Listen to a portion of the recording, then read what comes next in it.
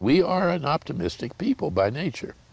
And we've always had reason to be optimistic. We also have always had reason to think we're a nation in decline. That's nothing new about that.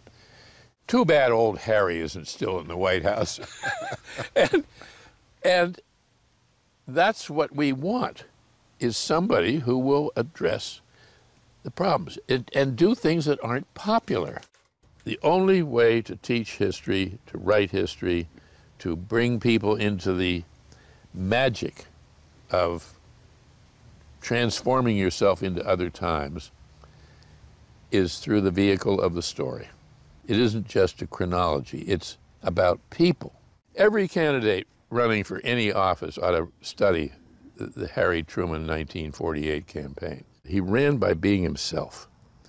And he said, I'm going to go out there and say what I mean.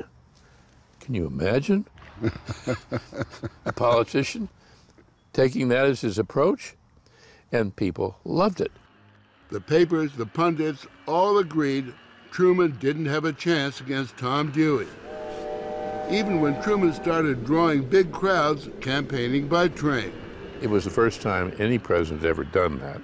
He would pull into these little stops where nobody would ever stop and give a talk. I'm coming out here so you can look at me and hear what I have to say, and then make up your own minds as to whether you believe some of the things that have been said about your president. He wasn't smooth. He wasn't glib. He just talked straight. He said, I'm going to go out there and give him hell. And later on he said, I didn't give him hell. I just told him the truth, and they thought it was hell.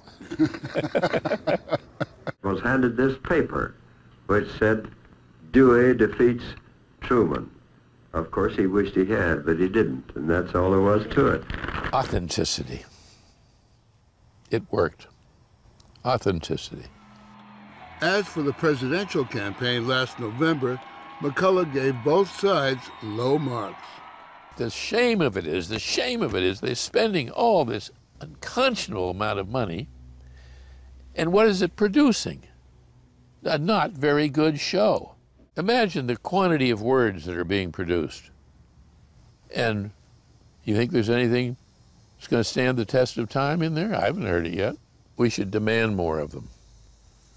We should get to be like people who go to the theater all the time or go to symphony all the time, and they know a punk performance when they see one and don't like it. That's the way we should be. But if you think negative campaigning has hit a new low... But in a space that's really quite small, but beautiful. I love this building. It's Carpenter's Hall, where delegates from the 13 colonies met for the first time in 1774 to air in secret their grievances against British rule. It was treasonous talk. They closed the windows so nobody could come up and listen at the window.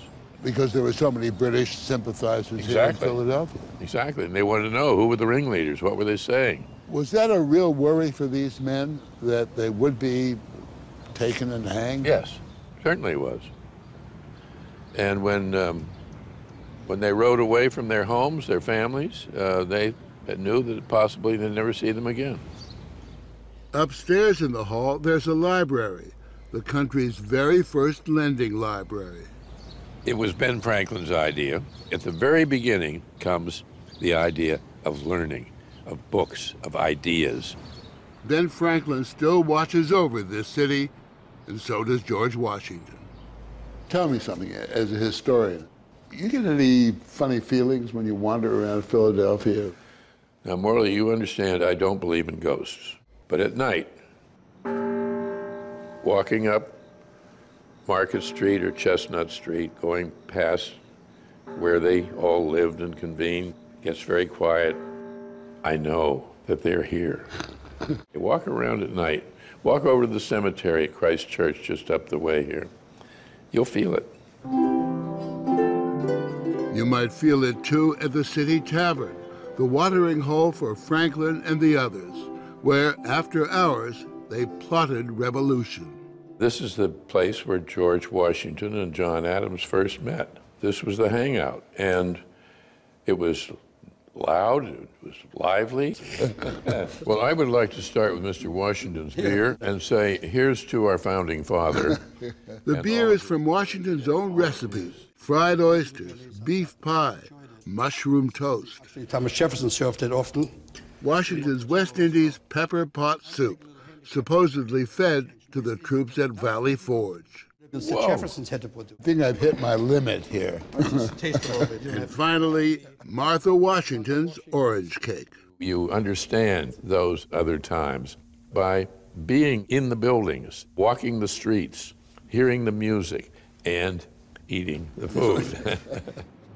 It's a walk of just a few short blocks from the City Tavern to the most revered site in Philadelphia, the old Pennsylvania Colonial State House, Independence Hall, where in July 1776, the colonies, already at war with Britain, voted on making the final break. The atmosphere is tense. The document, of course, was the Declaration of Independence from Britain. The writing of it was largely Jefferson's work. This is an early draft in his handwriting. In this room, Thomas Jefferson never stood up to say much of anything, ever. And when he spoke, his voice was weak. He would be terrible on television today. Franklin often looked as though he were asleep, and his admirers and friends said he thought if I look like I'm asleep, people might say things they wouldn't say in front of me if I were awake. Adams was short and stout and cranky and abrasive, but honest and courageous, and he had great humor. To those still wavering, John Adams' speech turned the tide. It was delivered during a thunderstorm, an hour long, but carrying a short message. Adams insisted now was the time, now was the time. John Adams also spelled out how it should be observed. It ought to be solemnized with pomp and parade, with guns, bells, bonfires, and illuminations from one end of this continent to the other, from this time forward forevermore.